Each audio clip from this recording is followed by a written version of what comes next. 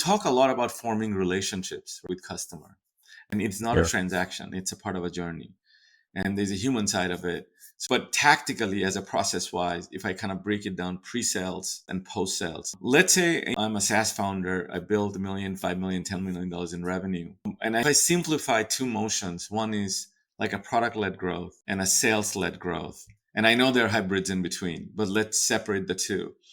In your portfolio companies that you deal with, in those two buckets, what are similarities and dissimilarities in their go-to-market motions? Yeah, that's another really interesting question. I'd say one similarity that's going to connect both those types of go-to-market motions, and again, to your point, sure, there are going to be hybrids that exist, but it's this concept of differentiation.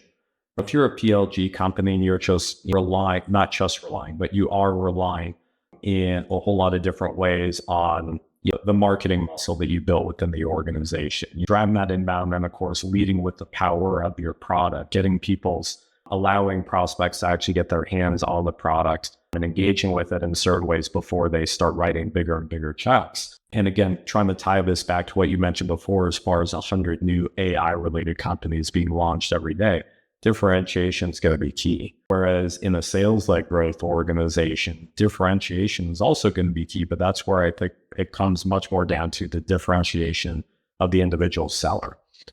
How are they going to build some type of relationship, as you alluded to before, with the prospect? That's where I think, and not to go too deep down this rabbit hole, but we can unpack this if you like. A lot of questions right now as far as what is AI going to automate? What is AI going to replace, especially from a sales standpoint? Things like curiosity, things like trust. These are things that AI cannot adequately replace. So if you're in any type of mid-market or especially an enterprise level sale, that's where I think that these sort of soft skills, these competencies like relationship building, like storytelling, like empathy, those are going to become even more and more critical than they are today, because those are going to be the bigger and bigger differentiators when a prospect is looking at you versus any other competing organization.